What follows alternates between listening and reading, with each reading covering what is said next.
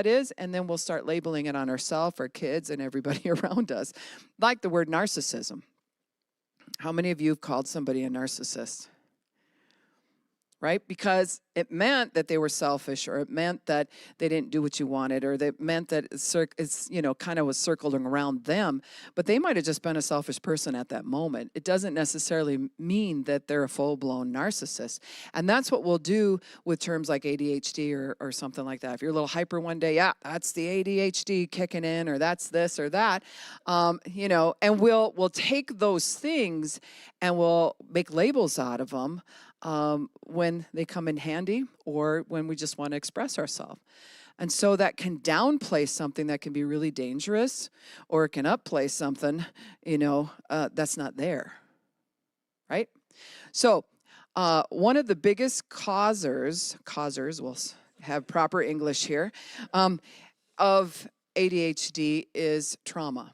And you can have a fast-paced brain already, where it just zips. Like, I finish people's sentences, and when someone's talking to me, he's talking slow, my leg will start going because I'm already at the end of their sentence and they're not there. I'm like, come on, I can do it for you. I'll finish it.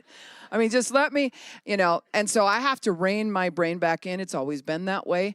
I scored something like an 82 or something on the ADHD little scale that they have. But does that mean that now I have this disorder that, is wrecking my life? No, not necessarily. But if you add trauma to anything that's already sitting there, whether your processor in your brain fires too slow or it fires too fast, you add trauma to it, that's what makes a mess of things. And then in trauma, anger always follows. Because wherever there's trauma, you end up grieving something. Wherever you grieve something, now you're going to get mad somewhere in that process. First, you're in shock that it happened. Then you're bartering back and forth to get it to go away. Now we're getting mad because we can't get it to go away, and we're starting to face that this thing really happened. And anger is a secondary emotion. We've talked a lot about that here at Word of Life. It's a secondary emotion, which means you feel an emotion first, and then you're mad that you felt it, right? So if we've been traumatized by people, if we have lack in our life, if there's constant yelling or bickering and things like that as we're growing up, if we have a fast-paced brain, now what we did is we exaggerated something that just was a normal thing that was there. Just that's how my brain fires. It's a little faster. You add the trauma to it, it's like adding a poison to it, an excitotoxin that explodes. Now you can comment at times where you don't feel traumatized or you're not triggered in that trauma. You got the brain that's just like, okay, it's still going fast and I'm okay. But if you relive something that happened to you, somebody yells at you now in this hour, it will re-trigger that, and you'll find yourself not being able to think. It will go all over the place. It's almost like someone doing this in your face. You all know what I'm talking about. See, there's some heads nodding here. And then it takes time to get the adrenaline down. It takes time to get that out of your system enough so that you're like, I can think again, right? But when you're in that worst moment and someone says, well, you have ADHD, or you're suffering with such and such. In that worst moment, it's like, yeah, you feel like you're crazy. You feel like you've lost control of everything. And really, it's a trauma-based thing that aggravated a brain that just was firing fast. Creative brains do fire fast, right? So we want to have a faster firing brain. We want to have that creativity alive and well in us. So I wanted to just give that base. The Bible also talks about, things like, going to sleep on your anger, and not having anger resolved really means you don't have the grief resolved, which really means you don't have the pain resolved. And it's sitting there aggravating the brain, draining the good chemicals out of our brain while it's causing the bad chemicals, if you want to use it like that, just to break it down, to aggravate the situation. And you can actually get brain damage out of that. People who have been through extreme trauma, maybe were not born with dyslexia, but can develop dyslexia just from the trauma. The brain will start to be overexcited to the point that it will not flip things the way that it should. And you can have dyslexic things that will go on for a phase of time, And then all of a sudden you have peace in your life and everything, and the brain reroutes itself and you don't have it anymore. Isn't that wild? That's wild how it goes. So part of what we're learning here tonight is God has made us really intricate, but he's made us for a place of peace. That's where his spirit is to rest on us. He is the Prince of Peace, and he wants us to sit in that moment with him and be complete. And wherever we don't feel complete, we're agitated. And wherever we're agitated, there's a revving up of the brain, and then it moves fast. So how that deals with bipolar, and what I wanted to kind of set before Kim comes up and speaks, is it's a platform then, not always, but it can be a platform when you traumatize a fast-firing brain. It's a platform for the high highs and the low lows to get going. And even if your processor likes to really be technical, and that would appear like you have a slow firing brain, no, your brain's just being more technical about what's going on. Even if that's taking place, now did we just lose? Hit me again.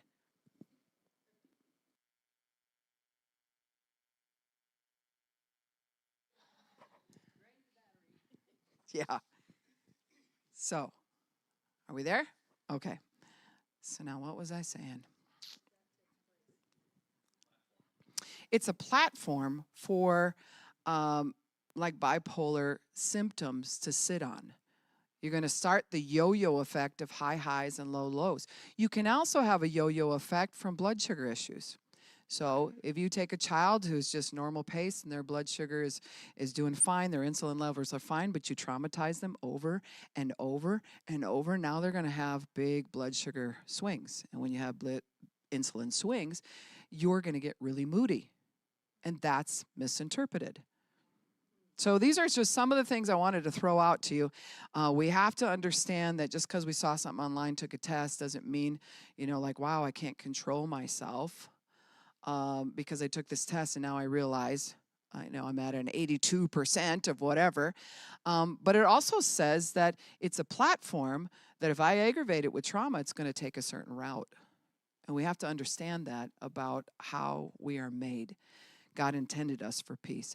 So right now I'm going to invite Kim Wessel to come on up. She's a nurse of 22 years, an RN, has worked as a charge nurse in different hospitals, and we just want to welcome her. Let's give her a hand. I think this is on.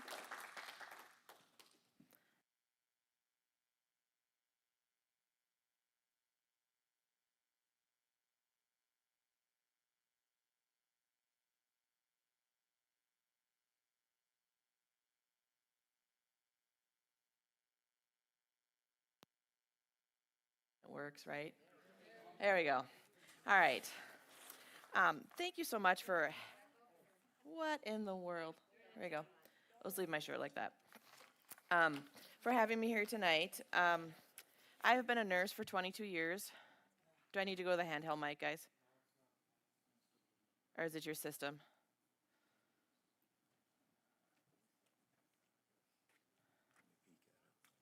Did I break it? Okay. Am I on up there? She's live on the stream, so it's not the mic. It's the speakers. It's the speakers or something? Can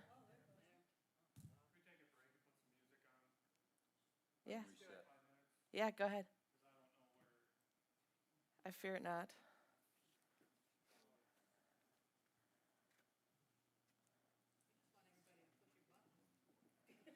Whatever works.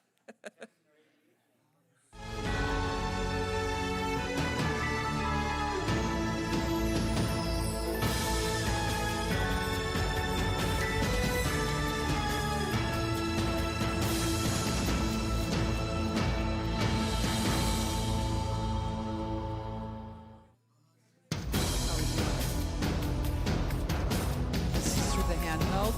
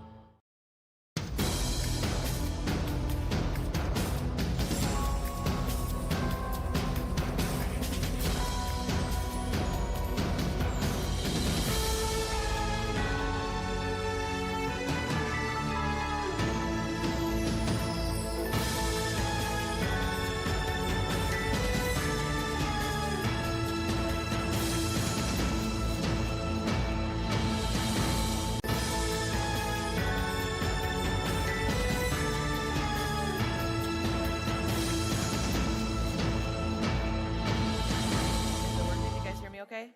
All right, we're ready to go. So thank you so much for having me here tonight. So as I was saying before the mics died, I've been a nurse for 22 years. I've worked in the ICU for probably the first 10 years of my life, ICU critical care. The last 10 years after that, I was in the emergency room, some of it downtown St. Paul, some of it actually in Cambridge, and then I did a couple years in surgery.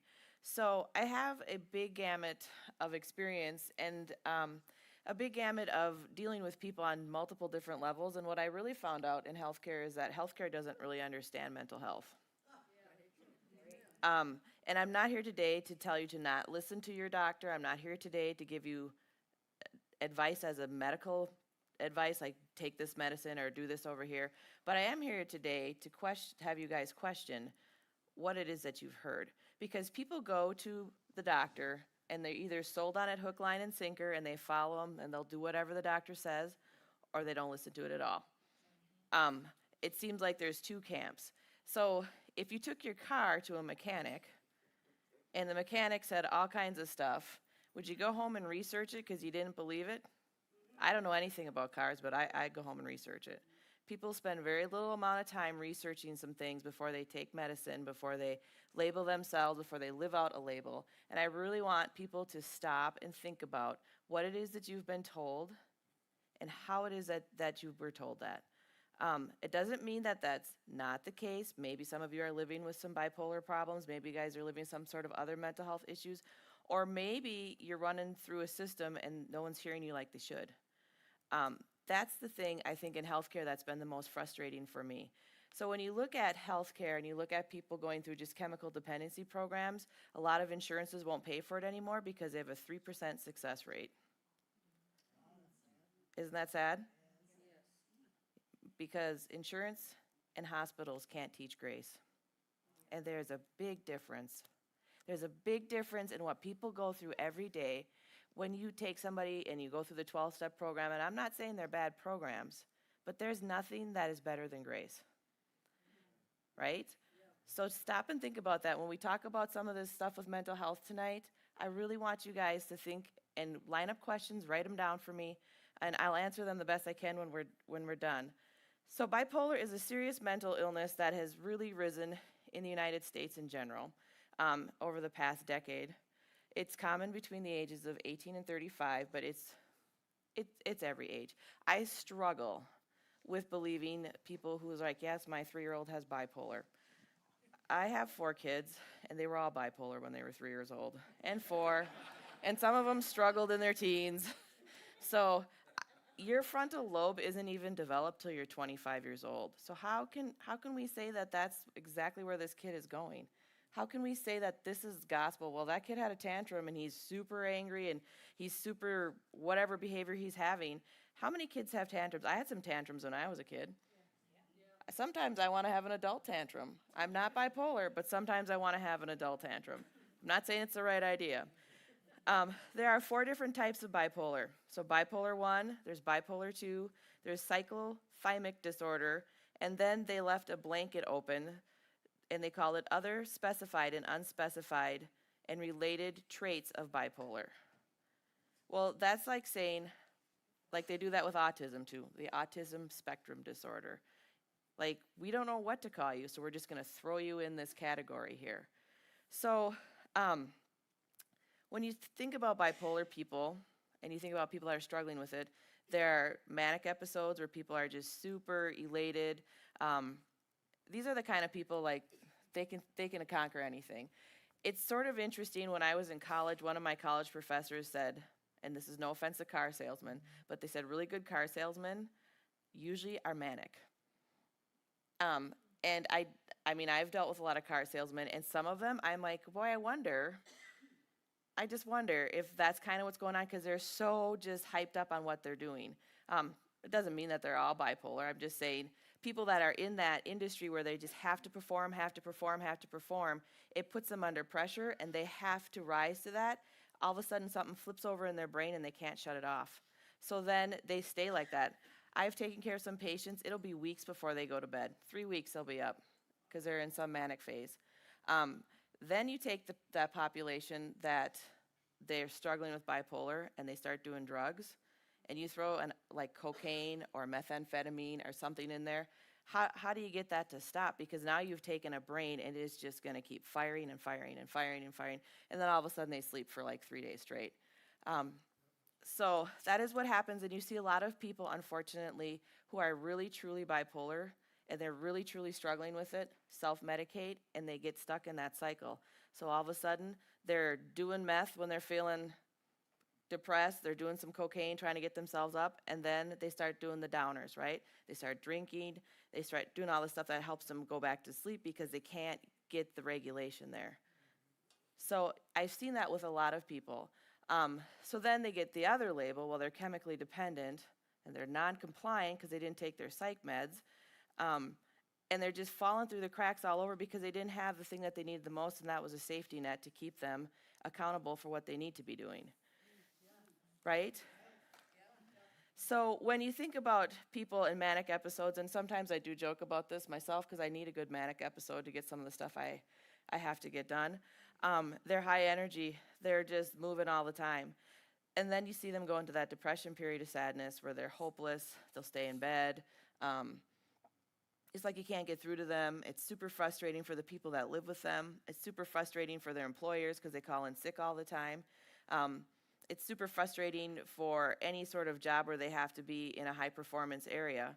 So depression itself is a totally different thing than being bipolar. So when you look at people like, oh, they're completely depressed, depression can be situational. Depression can be, some people just struggle because their hormones are off, their chemicals are off. Some people struggle with depression because they live in a situation that constantly is oppressing them. People who are in like domestic violence, those sort of, now the proper politically correct term would be intimate partner violence. If you're in one of those relationships, there is always an element of depression. You cannot be living with someone abusing you and then function as a normal person and feel good every day. That's not how the body was wired. People were made to be cherished. People were made to be in relationship with each other where they love each other and they respect each other, and everybody is looking out for the best of themselves and the other person first. And a lot of people who are struggling with mental health never got to have that experience in their life. The first person that teaches you how to love yourself should be your family, right? Should be the people that brought you home from the hospital, that brought you into this world, and when your parents drop the ball, then who teaches you how to love you? Right? So we got to stop and think about that piece of it all. What sets bipolar apart? So bipolar 1, generally they tend to be extreme. So these are the extremists. We're talking about the 3 weeks awake, 3 weeks sleeping. They're restless, they have trouble concentrating, they feel euphoric. These are also the people that are at high risk. Like I've had patients show up to the ER, they can't tell me their name.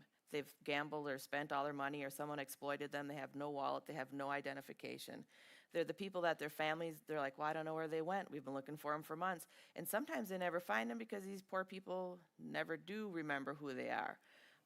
So they go out and they're doing all sorts of things. They wind up on trains and buses and all over the United States. Those are bipolar 1 people.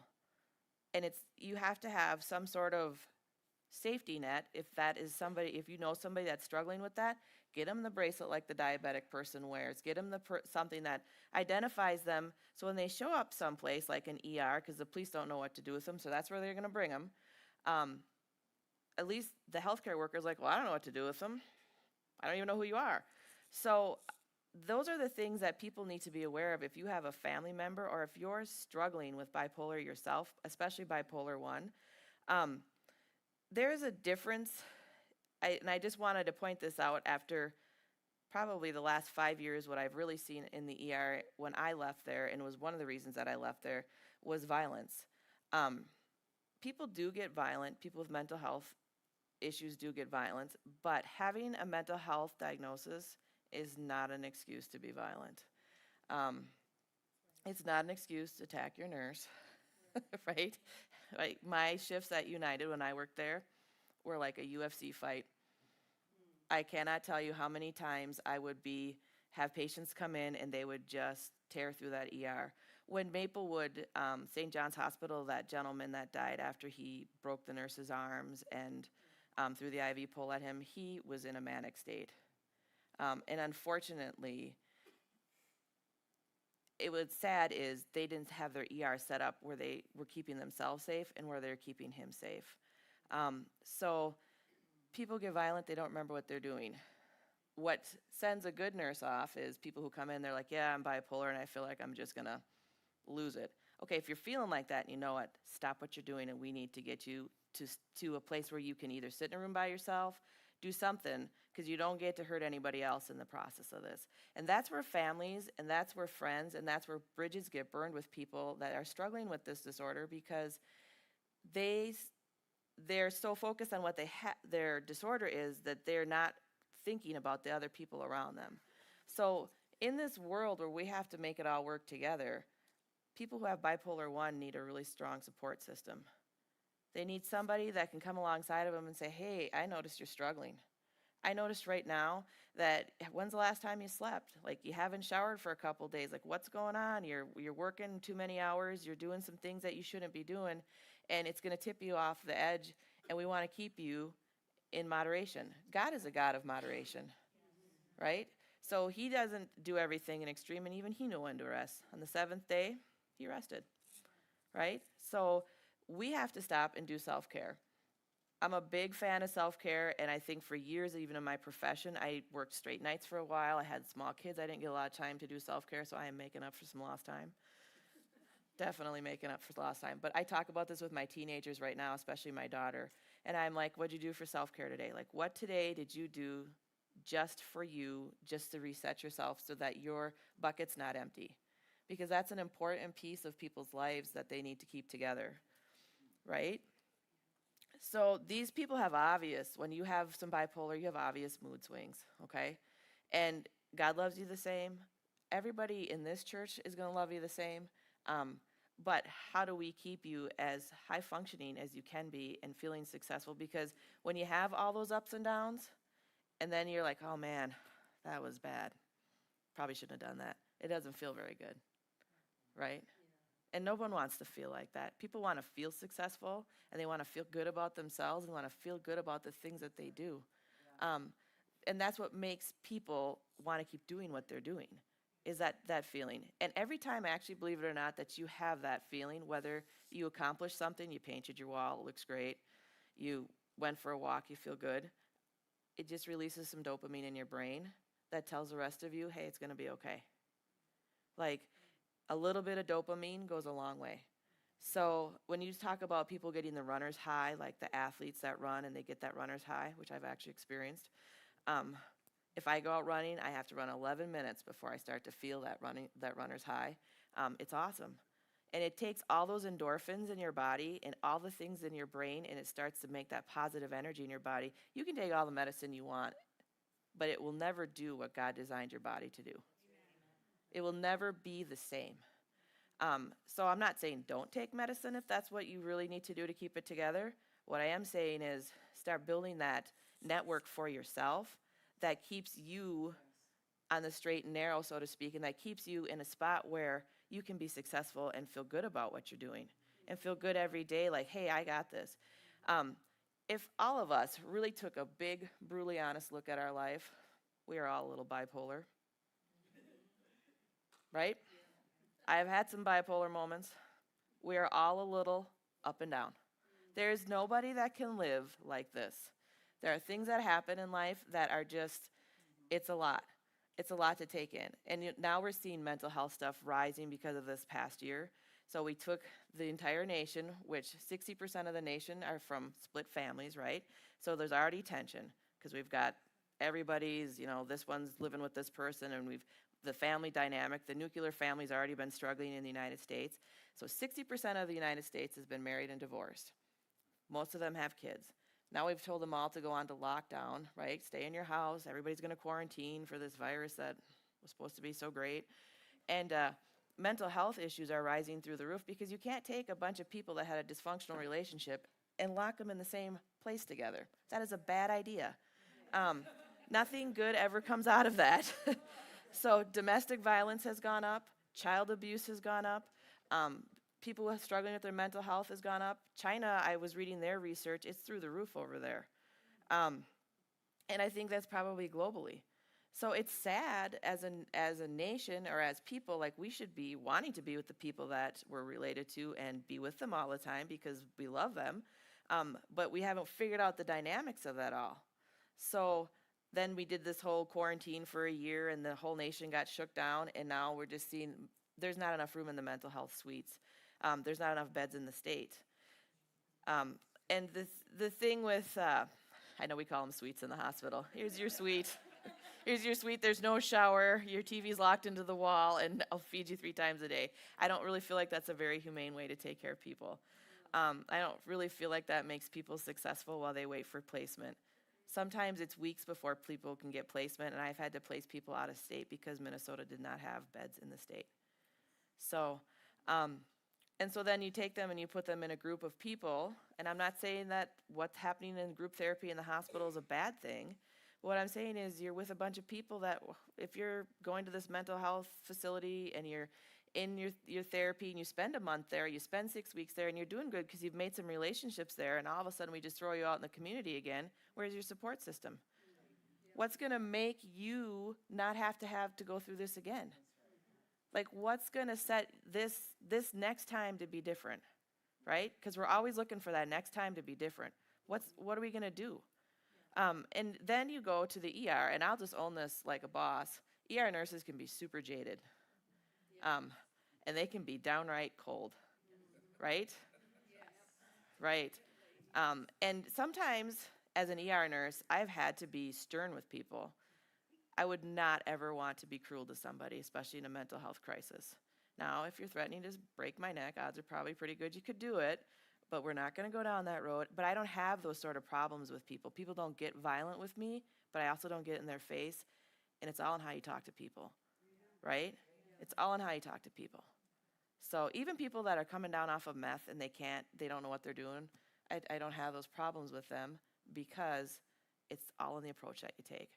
So it's hard when people are in the ER because there's not a lot of resources and there's not a lot of beds. And the state of Minnesota is not giving out any extra beds. St. Joe's Hospital right now is going to become the mental health because it doesn't pay any money. Because, no, they're not going to say that. Reimbursement for mental health stuff is poor. It's poor. So St. Joe's Hospital will become the next homeless shelter / mental health hospital. And so what happened in healthcare, this is just a little caveat, is right in the peak of this COVID-19, they closed their hospital, never said anything about it, took the COVID hospital, Bethesda, and shut that. So then they kind of moved those patients over there and shut all their ORs, and it just swamped the rest of the system. And part of it has to do with funding. So I'm not in those meetings, but I just know that it greatly affected my workflow. So that is kind of the life of like when you're an ER nurse, back to that whole thing. ER nurses can be jaded, but to our defense, it is incredibly hard to take care of somebody in one room who's dying and somebody over here that's having this problem. And there comes a point in time when you have to just shut it off, right? You got to shut that piece of your life off for a little bit because you're not going to make it through the tasks that you have to get through to save this person over here and to keep this person over here safe and get through your shift. So there comes a real fine balancing act, and the burnout rate for an ER nurse is pretty high. I myself was pretty burnt out when I left. So bipolar 2, you still have depressive moods. They're not quite as long. There is something called hypomania, which is like mania, but not quite as manic. You're not quite as over the top. People who have true mania, they talk so fast sometimes. I can't even understand what they're saying. They talk so fast, and they're gonna conquer the world. Like the last person I took care of that was really manic, he was a drummer, and he was a drummer for every 80s rock band there was. I thought, if you truly did this, you're my hero. Like, every one of them. So, but he was in that manic phase. So I just talked about it. It was a good time. But people who are hypomanic are a little more slower than that. Cyclothymic disorder, I've yet to see that really used a lot, but it is an actual disorder that people will get labeled as. I don't see a lot of people coming in through the ER that say that they have that. They're either saying they're bipolar or they're not. They mainly have low-level depression, basically, depressive symptoms, and then they'll have periods of mania. And then the last one, like I talked about, is the other specified and unspecified bipolar-related disorders. So sometimes to me that says, well, I don't really know what to call you, so I'm just going to call you that. Like you've got unspecified bipolar, or you've got, and it's hard because when psychiatrists and doctors are making some of these labels on people and they're putting these diagnoses in, how much time do they really spend with you? Let's say you went for let's say you went for 6 therapy treatments and now they're going to call you bipolar. You've spent 6 hours of your entire life with one person who's never met you before. So wouldn't you kind of question what's going on there? Because I would question that. Yeah. I'm not saying that they're wrong, and I'm not saying that there's not true characteristics that are just so blatantly obvious, like this person is definitely struggling with this.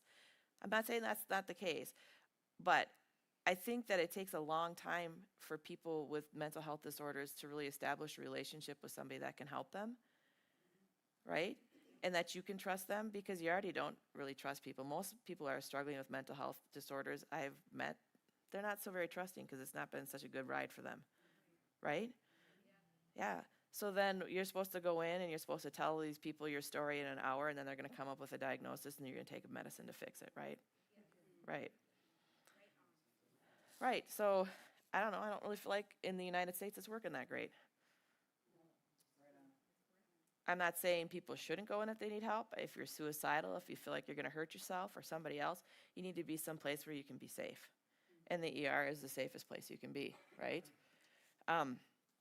So that's just something to think about when you're thinking about getting like a mental health diagnosis and doctors helping you and people that step in and help you. What causes bipolar disorder? Nobody knows. Trauma can cause it. Trauma will definitely flip it into gear. But if you can't go in and get genetically tested for bipolar disorder, you can't go in and get blood drawn and they're like, oh yeah, your level of bipolar is super high today. Whoa.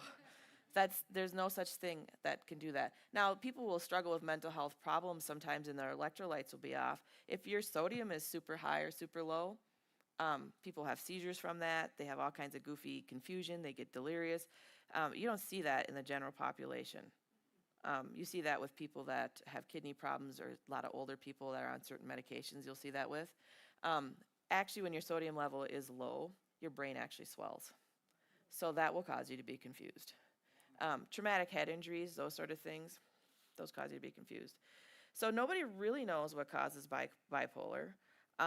They're thinking there's some abnormal characteristics of the brain and that it tends to run in families. So let's stop that right there. Let's just stop and just talk about what runs in families. Did you learn some of this behavior from people? Right? So when somebody said, hey, go do that, or something went wrong and your dad flew off the handle, like my dad would fly off the handle and throw some pipe wrenches around at us, that's not normal. Like, we can all have a bad day and not throw a pipe wrench at somebody. We can all have a bad day and not flip out. But if you take a kid from the time they're little and that's what you're training them and that's how you behave with them, why wouldn't they do anything different? You just taught them how to do that. There have been some times as a parent, it's so humbling. Like, I have been so humbled raising kids, especially raising my daughter, because I would say to my husband, well, I don't get why she's doing that. He's like, well, because you do it. Well, that's rude, but it's honest. It was brutally honest. And I'm like, yeah, I guess I do that, and that's awful. Oh. So then I had to grow up in some areas, right? I had to learn, like, to bite my tongue and grow up. And that's hard. And I would be so annoyed with her because what she was doing was annoying. But she learned it from me. Who knew? Right? So if you're growing up in a home that's full of volatile behavior, right? Well, what happens as a parent when you just explode on your kid? And then you calm down, and then what? You don't feel so good, right? So, oh, honey, come on, let's go get some ice cream. And now you've created the yo-yo, right? And that happened to some of you guys in here. Yeah. And then you don't know, because like when you're in the middle of a crisis, all of a sudden your ability to respond it has to be so ingrained in you that it's second nature. Like you don't stop to think about, oh yeah, I cannot lose my mind here. I got to do this, right? You just want to explode. Especially when like you tell your kids, please don't put whatever, don't do this, you'll break the window, and they break the window, right? And then you have to stop and step back and say, it's just a window. We can buy a new window, but it's annoying because I don't want to pay for the window, but now I have to. But in the grand scheme of life, there is eternity in every single thing we do, right? So if we explode on our kids, and then their little trauma starts, right? And all their dopamine receptors start to fire different in their brain. And all their serotonin levels start to do things differently in their brain. And I'll be the first one to say I've yelled at my kids. I'm not going to lie. There have been days, did not have a good mommy day. On a consistent basis, I do not yell at my kids. It doesn't get anything, it doesn't accomplish anything. I don't yell at people. Even when I was in management, I've never yelled at somebody. I did question some things that people did, like, why would you ever do that? And you know what? I found out there's a reason that people do things that make sense to them. And that's why they did it. Nobody in this room is going to go out and be like, I have no idea why I'm going to do this. It makes absolutely no sense. It could possibly kill me, but I'm just going to do it. Why would you do that? Right? So it makes sense to people. And people in the world that they live in, there are things that don't make sense to us, but it definitely makes sense to them. And so then in this society that we lived in, everybody's striving for normal, right? Well, what is normal? So I take the word normal and just throw it out. Just get rid of it. What's balanced? Where's the balance in your life? Where is, I got enough sleep last night, I am eating a good diet, I exercise and take care of myself. I said no because I don't want to do 12 other projects to this project that someone wanted me to take on because I need some me time. I'm going to do this here little community outreach thing because that's my opportunity to give to the community because this is what I have for balance in my life, right? So if you're struggling with bipolar and you start doing some of those things, your bipolar is going to start leveling out, right? But the other thing that people experience when you start growing up in a house where you're yelled at, where people make mountains out of molehills, is you take that person and you shame them, right? And then you throw a label on them, which shames them some more, right? And then now we expect you to, I don't know, take a little pill and then be like everybody else. That's not how the human brain and the human emotion was ever made to work. That's not how you cherish somebody. That's not how you place value on people. That is not how you create an environment that's safe for people to survive in. That is not how you take somebody and you say, okay, you can live on your own and you can manage stuff and you can pay your bills and you can get your groceries, and it doesn't set you up for success. So when I look at things like with my kids that they've tried to do and they couldn't do, or even myself, and I'm like, yeah, I probably didn't set myself up to succeed on that one because I didn't have a good plan going into it, right? So there wasn't a safety net there. And the other thing that people, that happens in a home that's volatile is you don't get to fail. What is wrong with failing? Like, what would be the worst thing that happened? I can remember when I was 16 years old, I saved up my money working at Pizza Hut. I made $2.43 an hour plus tips. It was huge. So I bought this car. It was a Buick Skylark, and it was ugly. And I drove it home, and I was so proud of this car. And I could barely drive it because it was a stick shift, and I didn't know what I was doing. And so I get it in the driveway, and our driveway was at a slant. And I didn't realize that when I had the door open, I put my foot on the clutch, and it slid backwards. And my dad, we grew up on a farm, and we had moved to the cities, and we had a John Deere tractor with a quack digger. Do you know what a quack digger is? Those rungs come like this. They're big metal rungs. And it caught the edge of the door and ripped it right off my car. So I had it for less than a week. I was so ashamed. I couldn't even speak. I was beyond ashamed. I just thought, this is it. I am a complete failure. And now I look at it and I can laugh. But at the time, it was such a big deal to me. And I can remember my mom was very understanding, and my dad was like, oh, how could you do something so stupid? And I just felt so dumb. It's a car. Like, I have done some dumb things to my cars. I've done some dumb things because I'm human. And I get to be human. And the car is in a junkyard somewhere, and I'm still being human over here. So it's really not worth the effort that it would take to get mad at it. So on top of it all, being like 17, 18 years old, I had to have my car door tied on and then drive through town where everyone could see me to take it to the mechanic to fix it. It was so humiliating. So now at this point, if I rip my car door off, I would just drive it and be like, whatever. I did it. Amen. I did it, and I'm going to own it like a boss, and people should be proud of me. But when you shame somebody, then you wind up with people that can't even identify their own feelings, right? So the one thing, like when you grow up in a house where people are always volatile and there's this whole big bipolar swing that's happening, is then people stop talking because they don't want to be shamed anymore. So we have a standing rule in our house. If you broke it, you ate it and you shouldn't have, you got in trouble at school, whatever, the cop stopped you because you were speeding. If you come to me and talk to me about it, there is no consequences whatsoever. None. And we have truth and confession night at our table at least once a week. And we just all get it out on the table. Yeah, I ate all the ham the other day. I got stopped by a police officer because I was speeding. I mean, it happens. Life happens like that, and you can't shame people about it because it wrecks them. Right? So healthcare can be shaming. How many times have people gone to their doctor or their healthcare and they're like, well, they didn't take their medicine like they're prescribed. They're being non-compliant. That's the big word that goes in your chart, non-compliant. And I'm a nurse, and I've been non-compliant. I'm not saying that's what people should do, but sense and reasoning told me don't do this because it doesn't make any sense, right? So I like to get 2 or 3 different opinions. If I have a contractor come out to my house to put in a window, I'm going to get 2 or 3 different bids. If I went to see a mental health professional to see what's wrong with me, I'm going to get a couple different opinions. That's important. That's the important part of self-care. Valuing yourself enough, because just because somebody has a big fancy title or a degree behind their name or did whatever in their life doesn't make them the person that gets to direct your life the way that it's supposed to go. You do. God does. Right? So stop and think about that when you even seek healthcare in general. Stop and think about that. There's a lot of times in healthcare,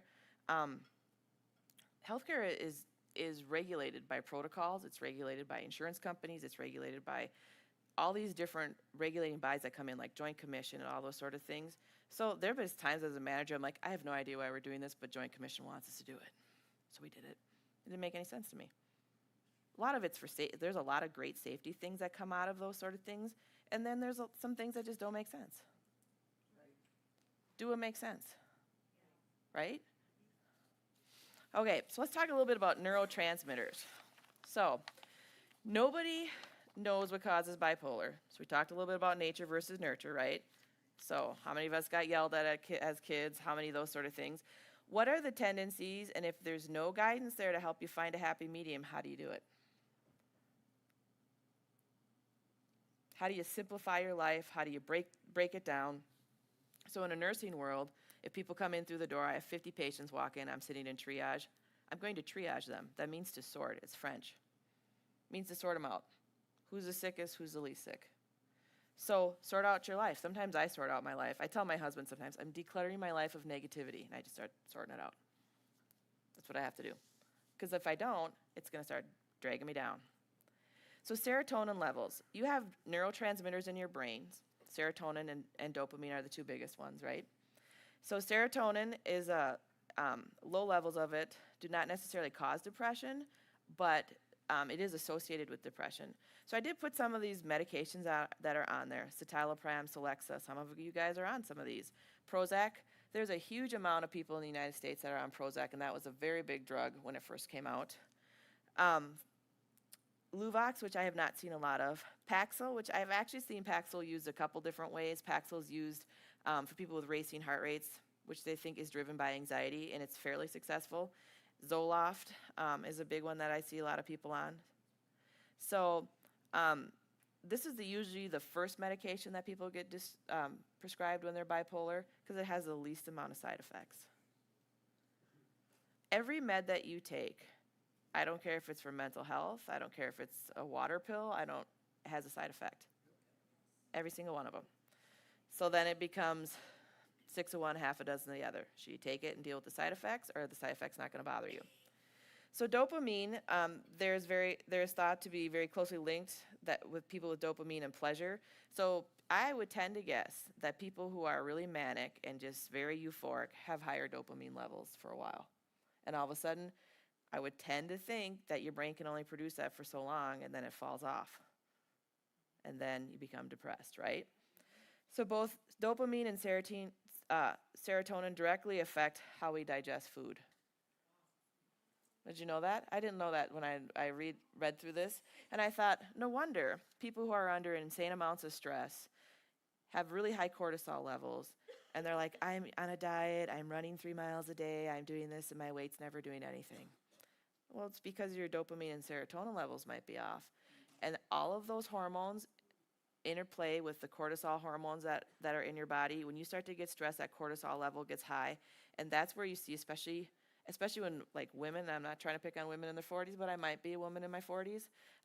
That's when you start getting belly fat, right? And you can't get rid of it. I have seen people who have had diabetes, which diabetes is actually a hormonal deficiency, and then they start taking insulin, and they're obese, and you can feel like their fat is like a brick. Like, it's not like if you touch on fat, it's soft. It's like really hard, and they call that lipodystrophy. It's because their hormones are so off that it settles in your body. So your body will harbor extra hormones in all of your fat. So women who have had problems like conceiving children, if they lose a whole bunch of weight, are usually wind up getting pregnant because it shifts all your hormones. That was just a free caveat.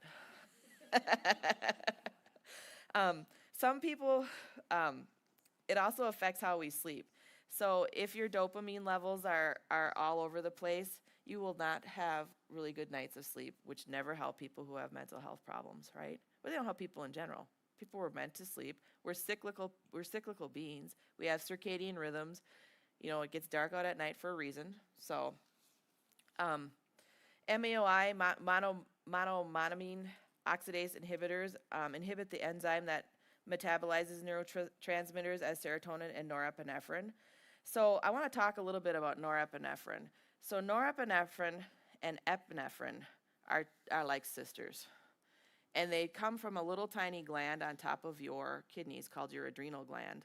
And when you get afraid, when someone is yelling at you, when your heart rate starts going and your neck veins are bulging, that's because your epi and your norepinephrine have kicked in. And now all of a sudden, all your hormones are going to go wild, right? So every time someone loses control or they're super angry, their epinephrine level's high.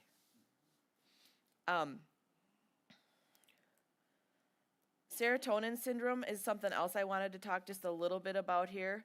You have to be very careful when you're taking psych meds, and I have had a couple patients with something called serotonin syndrome, and they come in, they're extremely confused, their fevers are like 104.5, they don't know where they are, their sugars are all over the place, and it's because it's caused a neuroleptic syndrome in their brain, and everything in their body, all your hormones control everything that you do.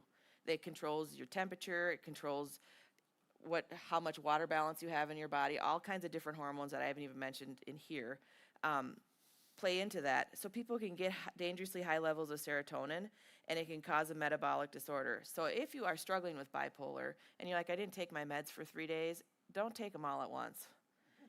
That's a bad idea, right? Just start back on them and keep it steady. The other thing that if you are on medications, don't just stop taking them.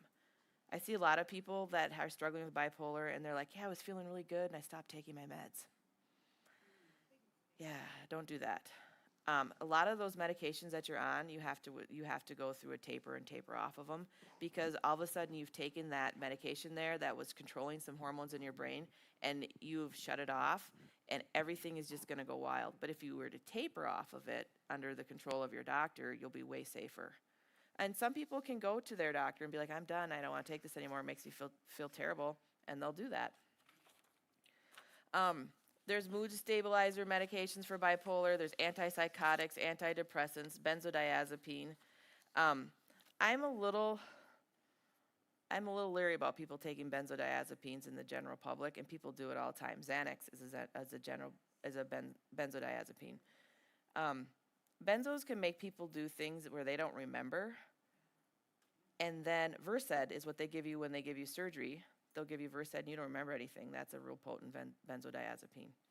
So I'm not saying don't take it. I'm just saying be cautious when you do take it. So how is bipolar diagnosed? Psychiatric or other mental health professionals, they should review both your medical history, the symptoms you're having and experiencing. There's no medical markers for this, but they should really actually get to know you. They should spend some time and invest in you. So that way they have a good baseline of where you're at and where you're coming from. How is it treated? You can treat it with psychotherapy or therapy, that they call it psychotherapy. Drugs is one way. Group settings alone. I think the most effective therapy that I have seen that's come out of psychiatry and medicine in general is CBT, or cognitive behavioral therapy, and I actually am a really big fan of that. I have seen it be highly successful. I've seen people do really well with it.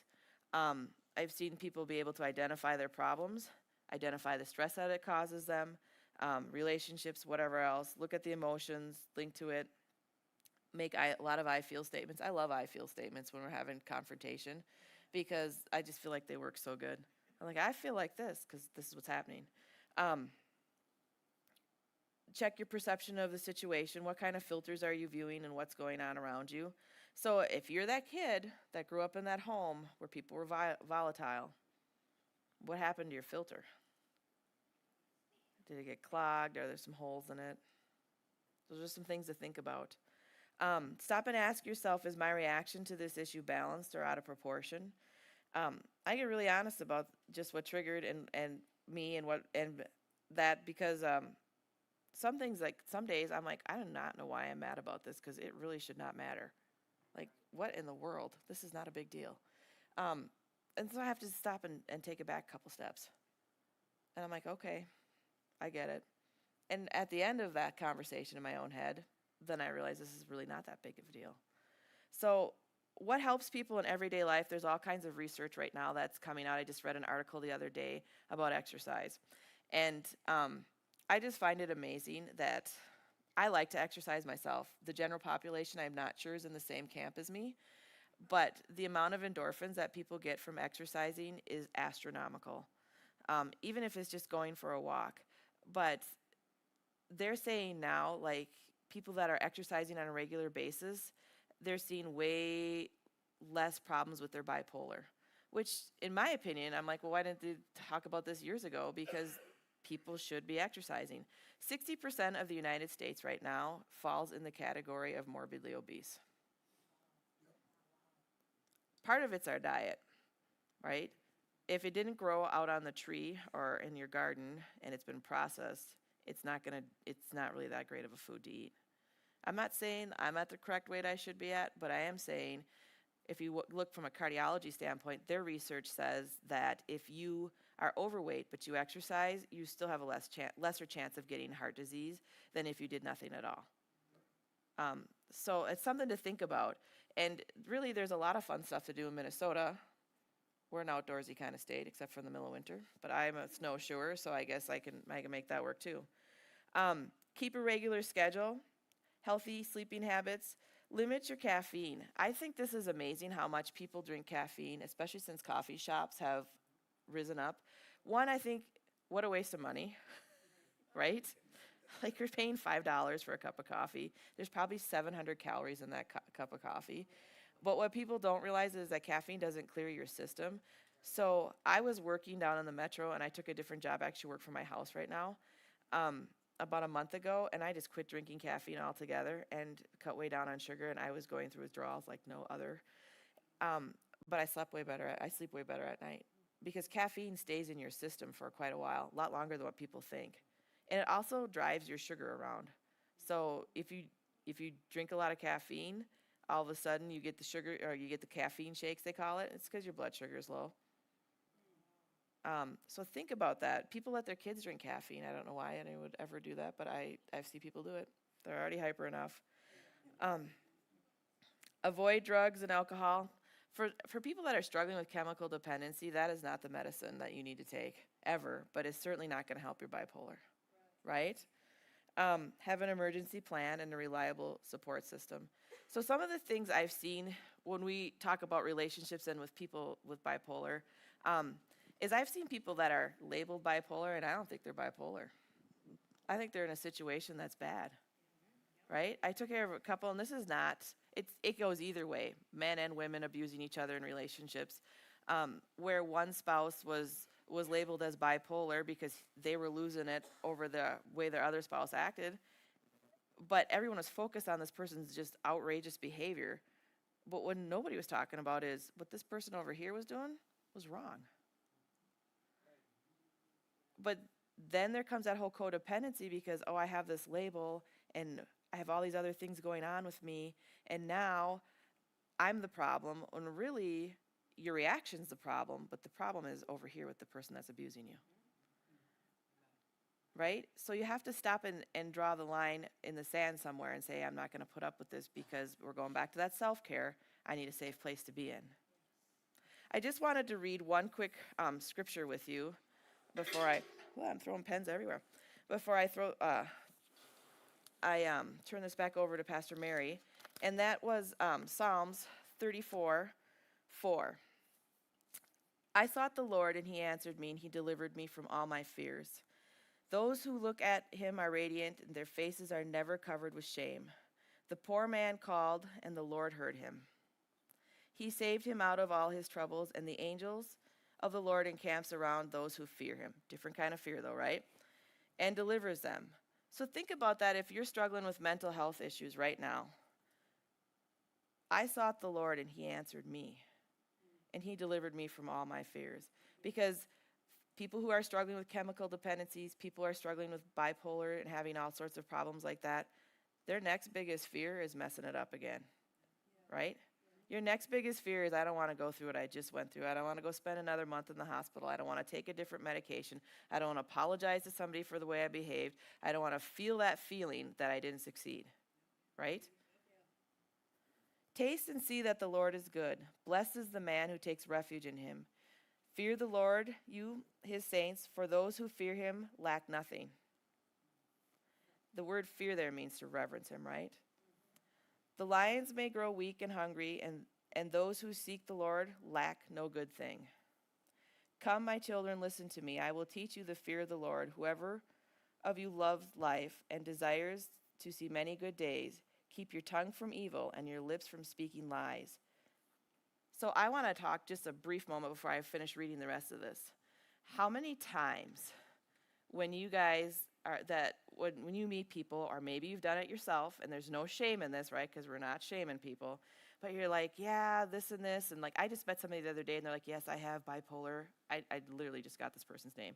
I have bipolar. I have ADD. I have this, that, and the other, and I'm thinking, okay, I'm like, I'm good. We're good. We can be friends. This is great.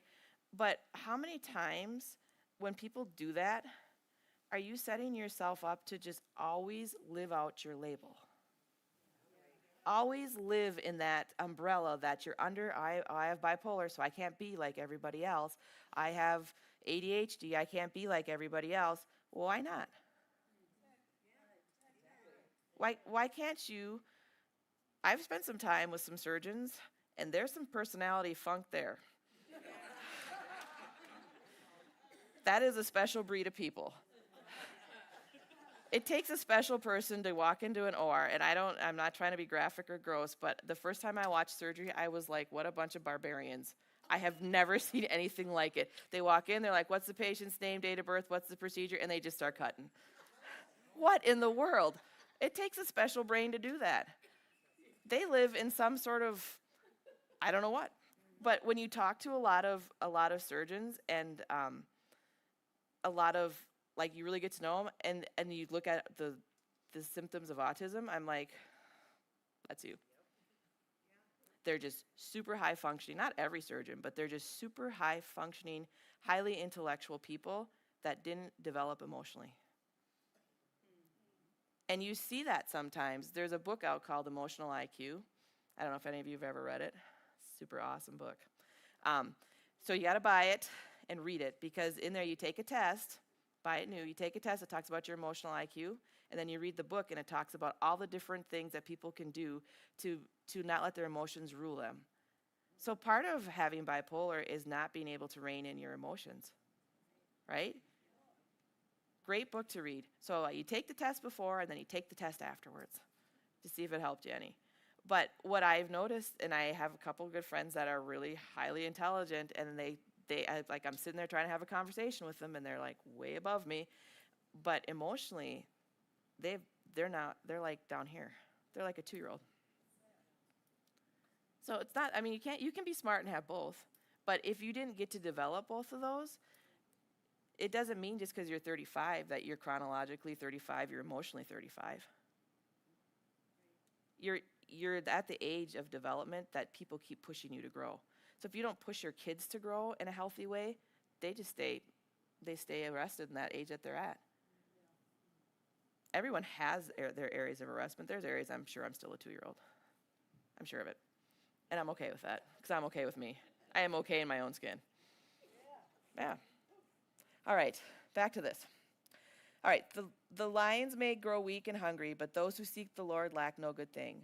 Come, my children, listen to me. I will teach you to fear the Lord. Whoever of you loves life and desires to see many good days, keep your tongue from evil. Stop speaking evil over yourself. Stop speaking a label over yourself you don't want. You get to be on the path that God wants you to be on, and nobody gets to disturb that. Right? You get to go every day to your Father and say, God, make me a better person today. Make me just a little bit better than I was the day before. And tomorrow make me just a little bit better than I was yesterday. And help me with my struggles. You don't have to wear that out on a sleeve. There's nothing to be ashamed of. If people have bipolar disorder, you have it. What are we going to do to help you be the best you? How are you going to live your best life? God can heal all your levels in your brain. He can fix what there is to fix, but you have to step in to a place of your life where that doesn't command what you do, and you rein those emotions in and you say, I can do this. I have a God that I serve. I can do this. I can't tell you how many times when I went through nursing school, I was like, I can do this. White knuckling it down the road.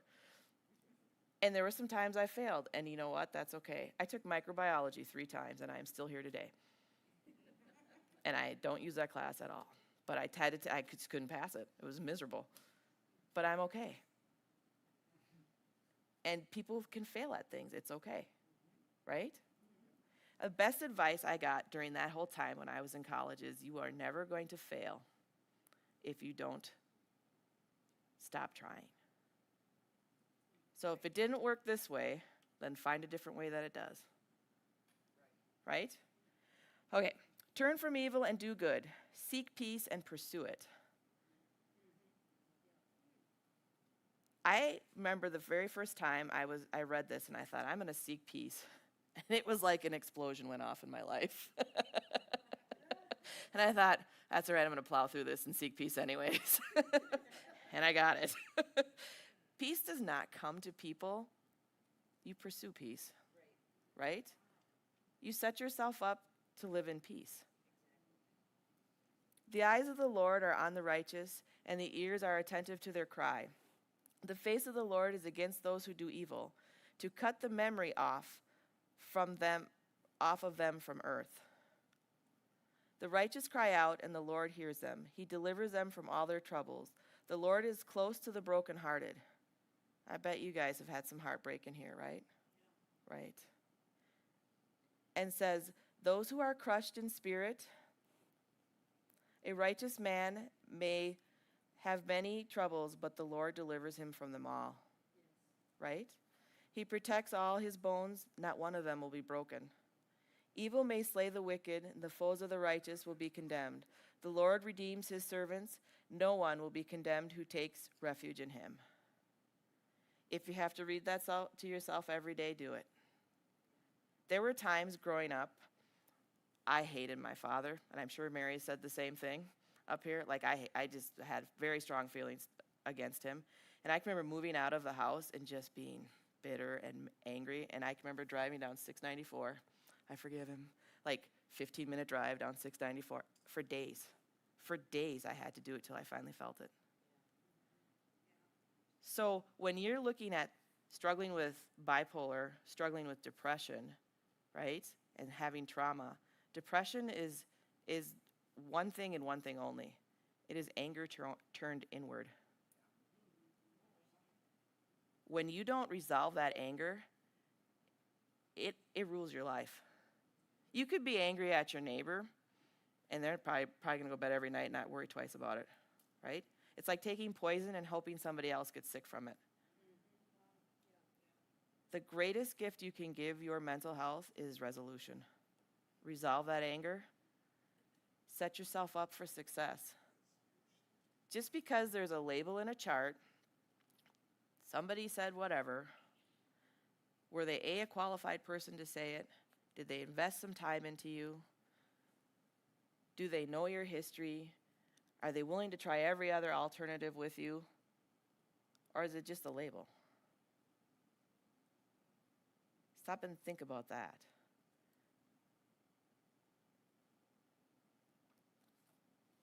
That's all I got. Thank you so much. So I'll have you stay up here. I'm just going to mention a few more things, and then we're going to open it up for questions and answers, Q&A sessions. I just wanted to mention, I think the name is Bleuler's 5 A's. That can happen, just so you know some of the symptomatic things with bipolar or just an all-time low in a person's life. Affective disorder can be a flat affect. Some of you here might be suffering that. Some of you watching online is like you've cried about something so often, so much, for so long. Now you just don't feel. You've thought about something, you've been angry about it for so long that it's like, it's not that you're really over it, but you just don't have the energy to stay angry. You just don't feel. And that's a flat affect. Associative disorder is where you can end up being so disillusioned from trauma and things like that that you just have loose connections. You just you don't have stay power with people, churches, family, or groups, or therapy, or any of those things. You're in and out, in and out, in and out, right? And there's a power in redoing your brain by just having stay power. Just holding the line. Be like, if you decided you're going to be a part of a therapy class and it's 12 sessions, you get to session 3, know that you need to go through that whole thing. If you can have that stay power, you'll retrain the brain.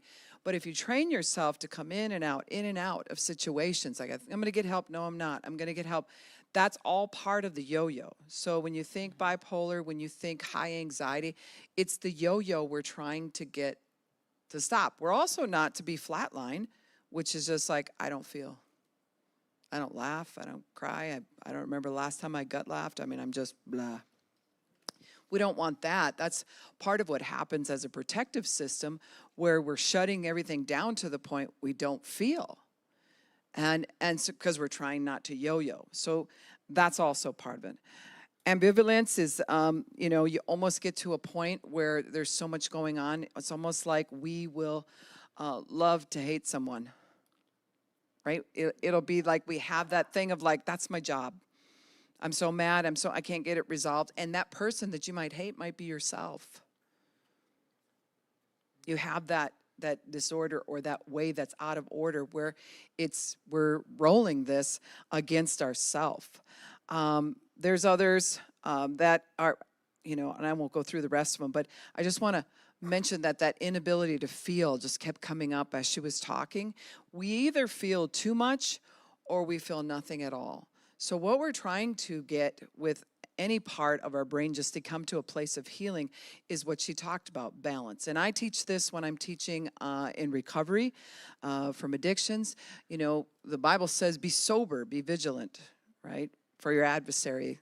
The devil goes around seeking whom he may devour, right? He's like a roaring lion, and he goes around seeking who he can get at. Well, the word sober there is the same that we use to have sobriety. And when you look that up, it does not mean to be without a drug. It means to be well balanced. And so we can't face an enemy in our life. We can't face painful things. We can't face hurts unless we can get in that place of balance. And balance doesn't always look like the perfect flat line on balance. That's perfectionism, and that will plant some seed that'll cause all kinds of other things. But that balance is that, you know, if you're balancing on a wire, which I've never been too hot at that, although we used to run on the beams in the barn, way up high where you can fall off and break your neck. But we used to do that, you know, run across there and you know, but you have that sense of balance, and balance does this. So what Kim was talking about is really you have those days where like, not so good. Okay, I'm back. All right, now I'm back. Oh, now I'm the other way. Okay, now I'm back. You're going to have those times where you're bringing things into balance, and yelling and disciplines that are really extra strict tell you that you can't move. Right. You have to get it right or you don't get it at all. Let's just by show of hands, let me see how many of you got some of that as you were growing up. That you got to get it right or don't do it at all. Even the saying, if you want something done around here, if you want it done right, you got to do it yourself, which really is saying, I got to get it right or we're just not going to do it. Yep. See, so when we do that in the brain, that's a standard that your brain, all your chemicals and everything will try to line up to that. And you just can't do it. When you fall off of that, you fall so hard, you face plant, and it's a depression that will hang for weeks. So as she was talking, you know, God just moved on my heart in some of the things that she was saying, just bringing back things that I've been healed of, or bringing into light some things that I still need to press into. And I think that's what's happened here tonight. For those of you who are watching online, it's just knowledge will come in and go, yeah, I got to pay attention to this. I got to reset myself. I'm not crazy. There's nobody here that's crazy. We all have moments where we're out of balance. And sometimes we don't even realize, you know, you can run across those beams in the barn and be really good at it, but have a day where all of a sudden you're off, right? And you got to do everything you can to pull yourself back up into that balance. And that's where we have to recognize when we're going out of balance and how to get ourselves back in. That's the skill that's needed for all mental illness.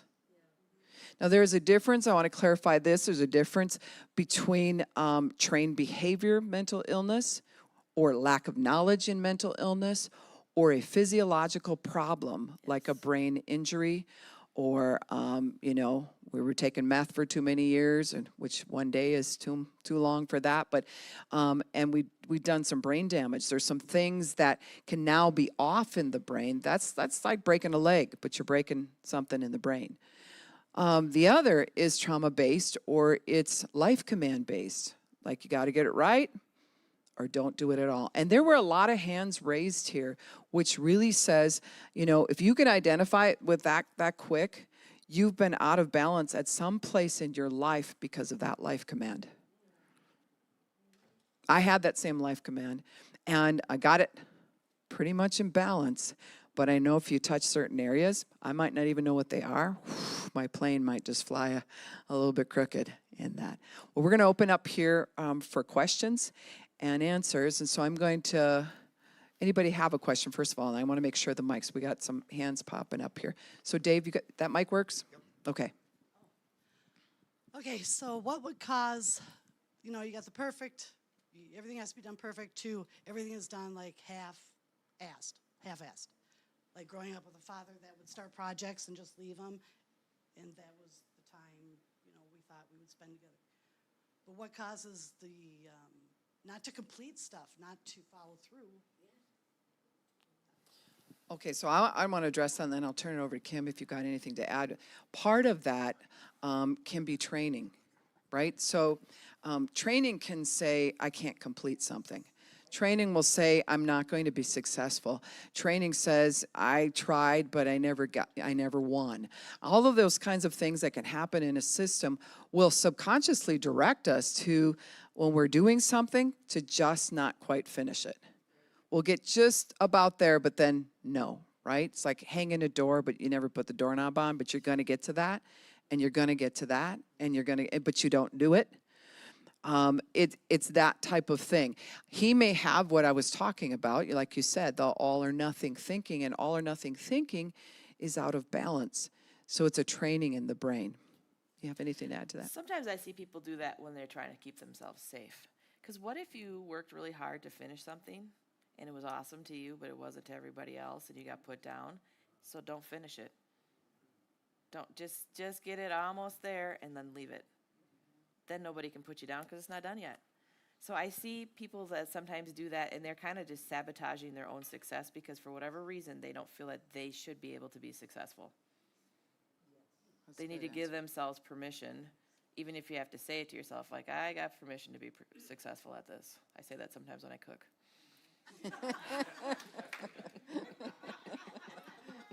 Sometimes it works and sometimes it doesn't. That's when I say it's okay to fail. Someone back here had? Oh, right here, Ashley. Okay, well, you touched on this a little bit, but I have a kind of an ongoing question that I've been struggling with. Can bipolar be healed by God and spiritual healing and managed without medication, or is it degenerative needing permanent medication? There is no disease. There is nothing that is beyond God's healing. Yeah. Yes. So go after it. Yeah. Hardcore. So we know that when you look up the word healing, there's two meanings for it, and that's the suddenly, and then there's the knitting together. So sometimes people they'll set their faith toward going off of medications or working alongside of a doctor, somebody that they trust, and they have a safety net. It's not an all or once, right? Because your body is adapting, and you can feel the healing. It's like, wow, I don't need this as much. I feel the healing, but that's really going to be under supervision, but you set your faith toward it, and getting balance, which she talked about, and we just went through that all or nothing thing. Bringing it more to the balance in the middle and keeping it there gives your body its own chance to heal and build the serotonin and the things that are needed to support the brain. We have to give time for that. The more upset you are, the less your stomach lining produces serotonin, for instance. So then, because that's where the majority of it is produced. It's not in your brain, it's in your stomach. So when you're upset, where this goes off first, right? I don't feel like eating, or I want to eat too much. There's something very upset. Just balancing that one thing will make a difference. And believing God that he will show you balance in your body and in your mind, he's going to do that. It's going to be awesome. I just wanted to add one more Oh, thing. go ahead.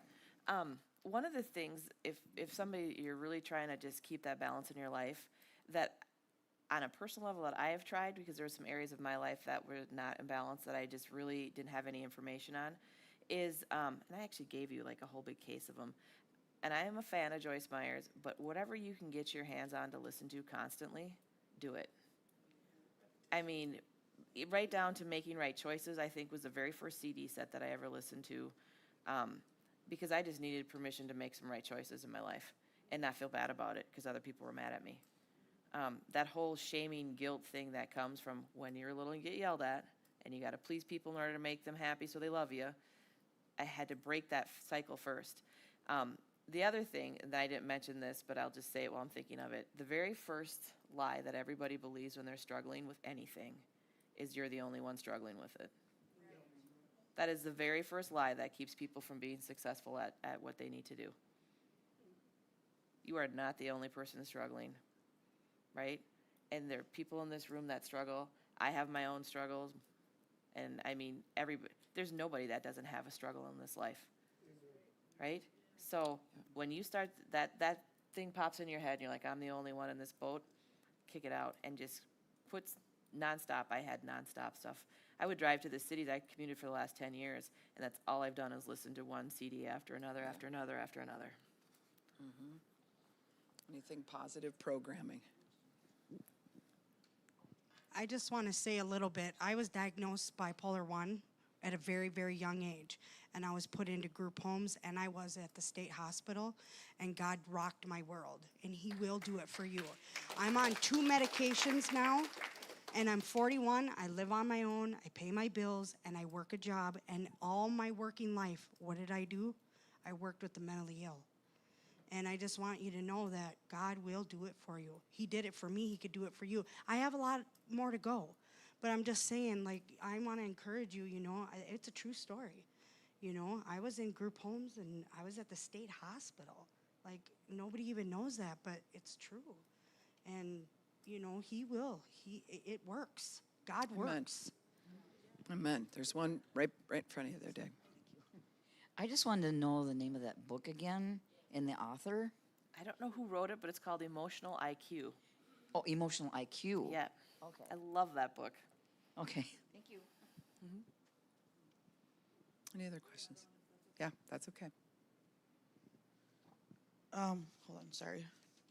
I was just wondering where manic ideas and thoughts come from, like delusions and stuff. Why is there like a common theme amongst people with bipolar to have religious delusions specifically? I have seen it a lot with people, not so much with bipolar, but more with schizophrenics. And schizophrenia is a whole different shooting match. In my honest opinion, I think it's your subconscious. If you have a faith in God, trying to overpower your conscious somewhat, if you're in a manic state and you can't get it together. And other than that, I do not know. But I do see that with people. But on the flip side, in healthcare, this is super sad. If somebody comes in with mental health illness and they're praying and stuff, if you're in the ER or the hospital, be very careful doing that, because they will put that in your chart that you have religious ideation. Did you know that? This is off recording, right? I'm just saying, be mindful of that. So, so I'm going to deal with that part from the church's stance in that a lot of times if someone's in a manic state, right away people are going to cast a demon out or they're going to do something like that. And I'm not saying that, you know, there aren't people who need something cast out. But when you're at a weak state like that and your mind is not operating the way that it should be already, that is not a time really to be breaking out in deliverance, number one. And number two, we're not recognizing that they're in a manic state many times. We just had this a few weeks back, and my recommendation wasn't taking authority over something, was you need to get to the ER, you need to go there now, right? Because what we're saying is you're out of balance. And to get to safety, we need to bring you back into balance. And we can talk about these other things a different time, but we need to get you to safety and get you to balance. And so it doesn't help, though, when the subconscious is saying, you know, things like when you're in a manic state, like I'm Jesus, or I know when Jesus is going to return, it's going to be tonight, or, you know, things like that. Then, you know, right away people will jump on that and be like, yep, that's a demon for sure. You know, they're mocking God. No, all kinds of stuff can come out of your subconscious when your cognitive thinking is disorientated and, you know, and yet it's taking charge and you're trying to get some message through.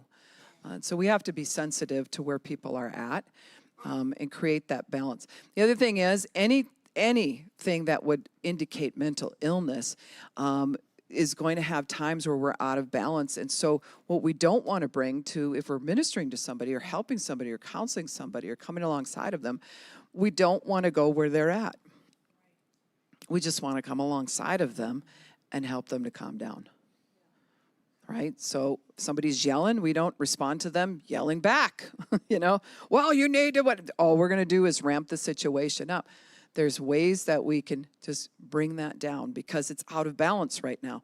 And so then to help the brain, you're trying to bring that plane to a place where both wings are somewhere near balance. Now we first can reason. You're not going to reason with somebody who's in a state like that. Now, it's sad for those of you who are watching and you've gone through years of addiction. You know, alcoholism, porn is another one that can throw off the chemicals in your brain and you can end up in a manic state. Gambling can put you into a manic state. There are people who put diapers on and will sit at a machine and they'll sit there as long as they can, and lack of focus on anything else and lack of sleep and lack of everything, they're going to put their brain out of balance, and it takes time to bring that back in. Another one is video games. Does it mean video games are bad and you should never play them? Not necessarily, but what I am saying is there are people who will, once again, put a diaper on and they will sit, they'll put all kinds of munchies next to their computer, and they don't sleep for 3 or 4 days if they can pull it off, because they're going to win the game where they're playing with people all over the world. Well, they have halfway houses now for people who get stuck in cartoon reality. So a lot of the games are in cartoon, right? They're not real people. And so they get up from the game finally, they'll walk outside, and the trees and everything are in cartoon now. They flip their brain's perception, and now they're more in the game than they are in the now. So sometimes that's what happens in a manic state also. So when we're dealing with this, whether you've gone through it or not, when you add a drug to any of that, you're exaggerating every recording port. And what I mean by that is we record everything through our 5 senses. Now you just lit that thing on fire, and there's no way you're going to fly your plane like this, right? You're going to go hallucinogenic, and you're just going to, there's going to be ports that'll open up. You're going to hear voices and all kinds of things. And then people will say, you're crazy. Well, you're out of balance right now. The real you's in there. We just need to bring you back to a balanced state. Makes sense? I like honesty, and we're not filming the crowd right now, right, Kevin? We're not? Okay, so can I see a show of hands of people who, you drank too much, or you stayed up too late, or there was something that you had that moment that was like, I don't even want to think about that moment. It went so bad, it's not even funny.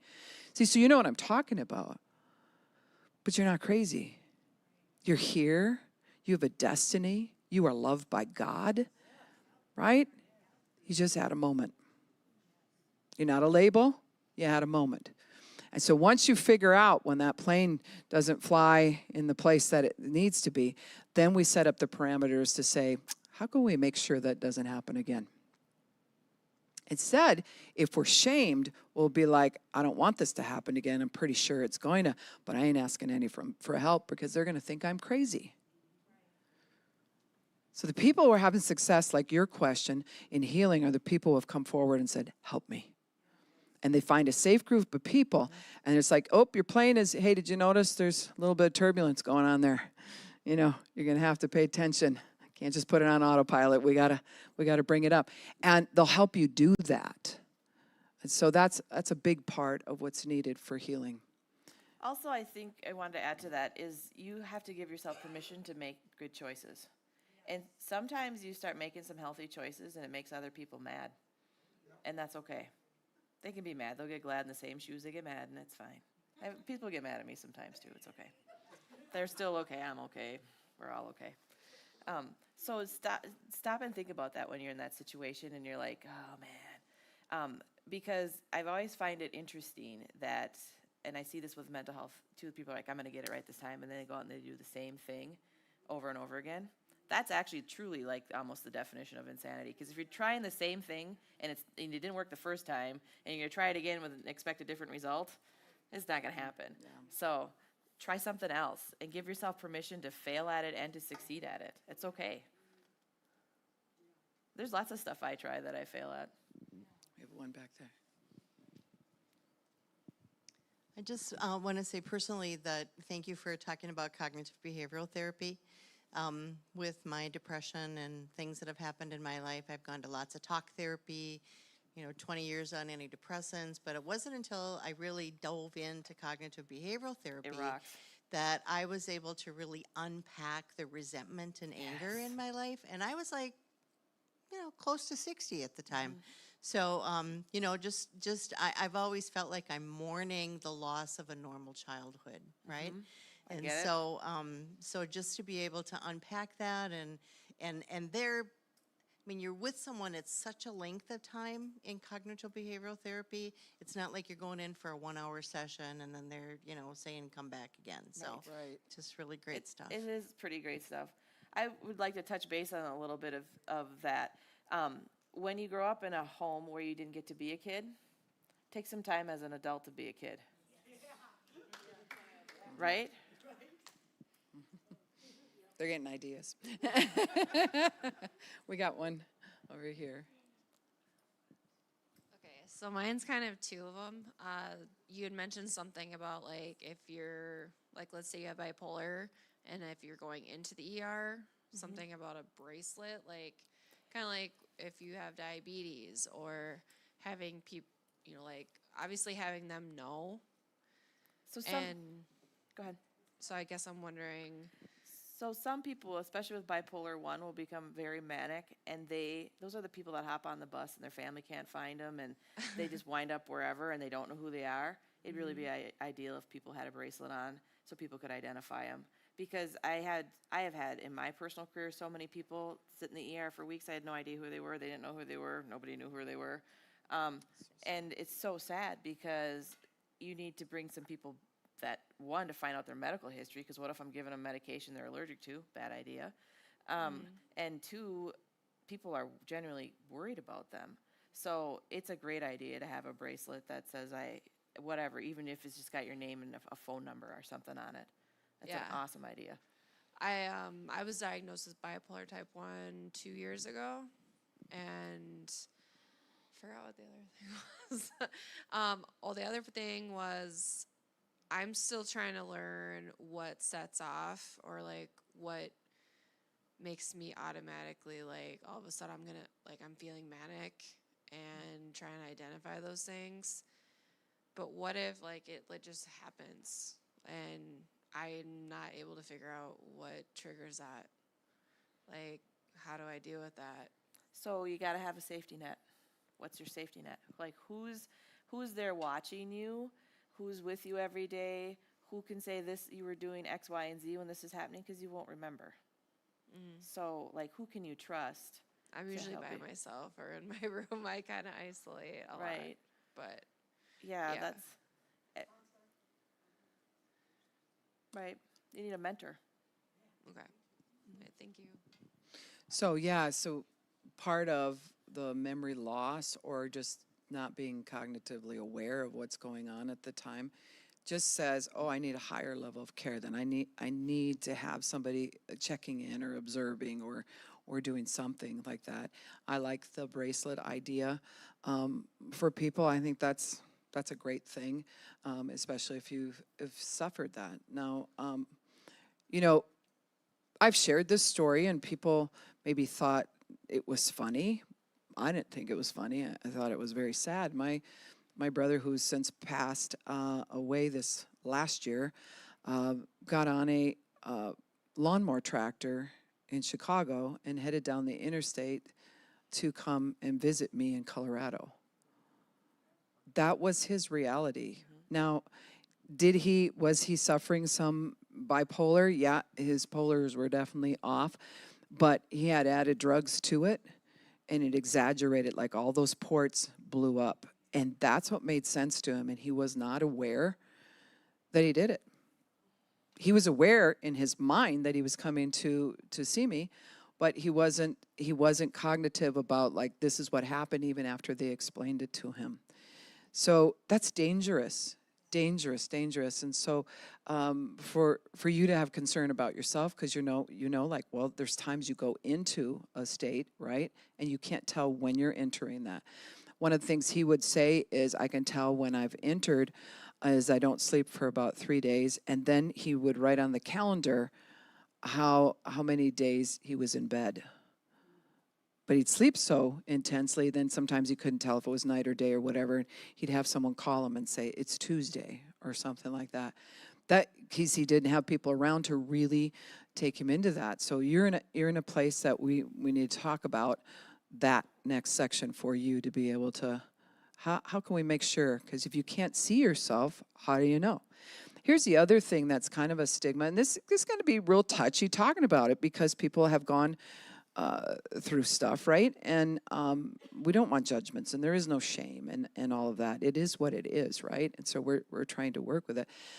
But at the same time, when there's that sensation of not being aware, that's not the only diagnosis where you can be where you're not aware, right? You can have ADHD ramped to the point you're just not aware of yourself.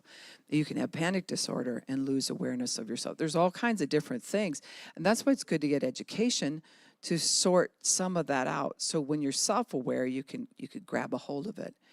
But a lot of times, manic states in the bipolar 1 or whatever are not predictable for some people. And for other people, it's a cycle that they'll go, it's every 6 weeks. It's every 6 weeks. So some of you might know what I'm talking about. If you've gone through that, you're like, I don't know what it is. It's every 3 months. And nobody really knows why or what. And it's just, it'll cycle like that. So once you pay attention, you start tracking when these things have happened, then you can set up a system to be able to give help. The other thing I was going to mention is this. It's just like panic disorder, which I had for years coming through some of the trauma that I have. I just have a panic attack standing in the grocery store. Everyone would say, well, what's going on? What scared you? I don't know. My body would just do it. It was so used to doing it, it would just do it. As strong as it comes on, and as real as it is to you, within a half an hour as it passes, you're fine. So what that tells the other people looking in is like, you're making this up. You are making this, you're manipulative. And so that's when we get misunderstood and people start to take the label and slap us around with, I don't even think you are, because you're, and judgments will come. And so we have to be careful we don't do that with people, although there are people who will take a label and manipulate with it. Oh, that's the bipolar, or that's, whatever, panic disorder, or I just got triggered, or whatever. Those things are thrown around quite a bit for people to get their own way. But there are people, as quick as it comes on, and they cycle on something, it'll be gone, and it was so real to them, and then it's not there. They're thinking, maybe I am making this up. Maybe I am crazy or whatever, because we'll come in and out of these cycles because you're up, and then you're down. And we're trying to get it to just flow along here. Any other questions? It's a hard subject in some ways. Oh, we'll get this on mic here. I was wondering if a person goes and actually gets a diagnosis, how difficult or how easy is it to get to somebody who does the cognitive behavioral treatment? Because isn't there some expense to that typically? It's the same price as any other therapist. It's a lot of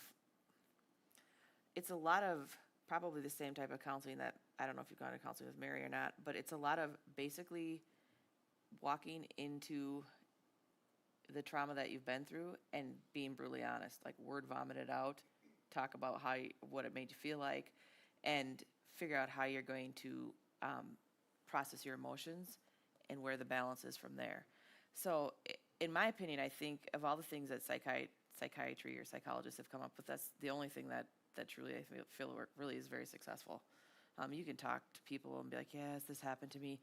But there are programs out there that people can go through. I know like Wildflowers was a program that people can go through for abuse, especially sexual abuse. What a fantastic program that was. Yeah. Talk about something like that. But if you call a therapist's office, you can always ask if they do CBT. And they should be licensed to do it or should have training in it. I don't think it bills through insurance any different, but I don't know much about that piece of it all. And then, of course, you have to go to somebody who's got their head on their shoulders straight, because some people that are out there should not be doing what they're doing. Is it working? It's sad that we have to go and be like, okay, is it you or is it me? Yeah. I mean, maybe you're off, and you're trying to sit there and you're on a timer to get this help, and you don't really know. You don't really know if you're going to follow through and then spend the money and you're actually going to get the help. I'm a strong believer in the counseling that the word does is everybody has a story and everybody's story has the right to be heard. And a big piece of how trauma affects our system and offsets us is when you believe you don't have the right to be heard. When you believe you can't be heard, you also believe you're not worthy of love. And if you're not worthy of love, then you'll believe that you didn't come from the Creator. Because who is He to me? I'm not anybody to Him. It separates us from God. And when we have our story, as crazy as my story is, or as her story is, or some of your stories, we were talking about this before with Roxy, it's like, in the time you thought you were just going to die trying to live through it. And at the same time, now I can look back and just laugh at some of the stuff because it was crazy. It's a crazy story, but it has the right to be heard. Now I share it in the right places, right? You don't just go telling everybody your story because like the Bible says, don't throw your pearls before swine or they'll come and trample on stuff that's precious to you. But at the same time, if you don't get your story out and it's sitting in the inside of you, it's like a poison that's unresolved. So resolution is everything. That's why when we teach anger classes here, we teach anger resolution, not anger management. I don't really care to manage my anger as much as I just want to resolve it so that I don't have to use the anger to have a boundary to begin with. Okay? Does that make sense? I think on that same line of that question you're asking, there's tremendous power in people that have walked through similar abuse or struggling with the same thing that are getting the same information. 4 or 5 people in a group in a class, that is incredibly powerful because it takes away that whole I'm the only one going through this, and also you get to hear other people's stories and you get to hear what works for them, what didn't work for them.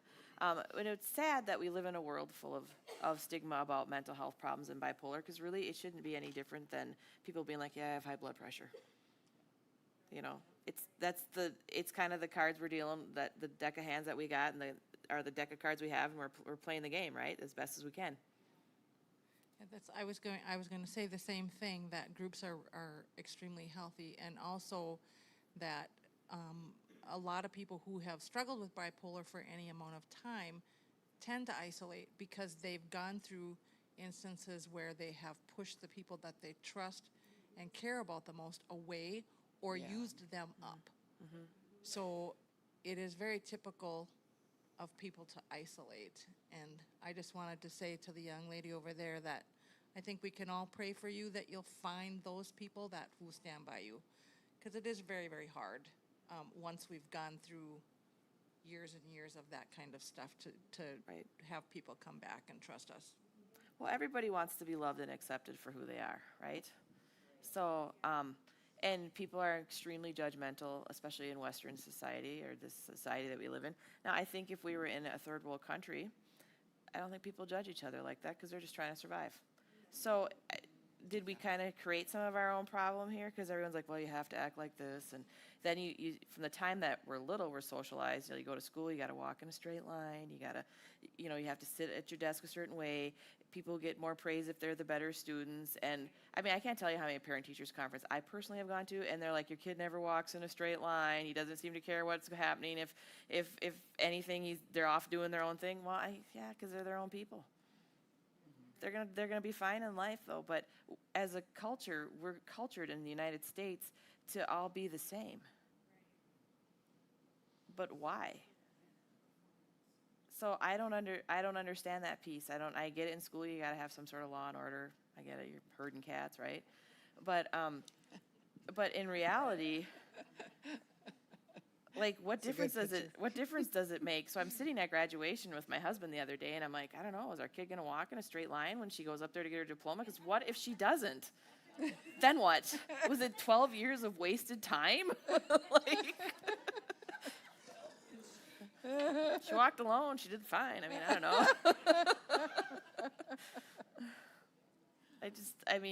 I feel like people spend way too much time in their life worrying about stuff that does it really matter? Like, does it? I don't know. I spent years of my life worrying about if my house was decorated well enough, and I haven't cleaned it for at least 2 weeks. I've been too busy. That's totally out of my norm, but I'm just too busy. I'm like, someone needs to help this place. It's bad. Right. So, also, I just want to mention this that sometimes if we have a family member who's going through something that has some level of mental illness, there is a stigma or an embarrassment or a feeling because we're not sure what to do or how to act or how much of it's real, or I don't feel any of those things that they're feeling. I don't go through what they're feeling or whatever. And it can really cause a wedge in relationships. It can cause a wedge where you do feel like on the outside. And like you were saying, isolation takes place because you're just like, I'm defective. I'm weird. There's something so wrong with me. And that's wrong. That's wrong to have that, you know. We don't do that with people with kidney infections, right? It's an organ, it's a place, it's an interface, it's a computer that sometimes has glitches. We're using that interface, this gray matter, and sometimes it has glitches. And we get frustrated because it doesn't always think the way that we want. And when we trip that emotional base that we've been given to and we go right into that automatic behavior that we've been trained, it's hard to pull out of that. It's hard to pull out of it. But with God, you can do it. And it's just a retraining of the brain. I say just, but it's a bigger deal than that. I mean, it didn't go in pretty, so a lot of times it doesn't come out pretty, your story. You know, and that's just, we have to come to grips with that. I'm very proud of all of you here. And I know those of you watching online are distant out there from what we've got going on here, but just to have people be able to say, yes, I was diagnosed, or yes, this is what I went through, or this is what I'm believing for, and it stay a safe place, you rocked it tonight. That's awesome. And so, well, praise God. So this is the cultured feeling that we have to give the lost, the people who don't feel safe like this. We have to always keep the safety at the churches and at the groups and things like that. So we're going to be waiting up front if anyone has, you know, more of an in-depth question or a personal question they didn't want to ask, you know, on the recording or whatever. But let's stand. I want to agree in prayer with us. Together, we're going to stand for some things. There was a prophecy that came forth, I believe, I'm not really that hot at timings, but it was quite a few years ago already, and right in the middle of it, I just circled it. I got this on paper at home, and it says, even the very brains of people will be healed. And I thought it was really odd at the time. I'm like, okay, because to me, that's like saying even the very pinky toes of people, you know, that God got specific with a part of the body. But in the day and age we're living in, we're more affected now than ever by molecular energy and things like that. And so it's going to take super on the natural to keep our brains healthy. And yet it's just an interface that our spirit lives through. And so, Father, we just pray right now. We agree for more and more healing right now over everyone who's suffering in any way in an area, whether it be depression, oppression, Lord God, fear-based traumas that are there, any of the things that have been diagnosed over them, or sentencing that they question, where they felt sentenced by a term, and they're not quite sure if they even are in that category. Or maybe they were for a while and they've grown out of it. That they would be free and explore some of the things that were laid out here tonight, that the limits would come off of our thinking, that we have the right to be free to share our story, to embrace where we're at, to look to the future, to bring closure to the past. We have permission in all these areas because you gave it to us.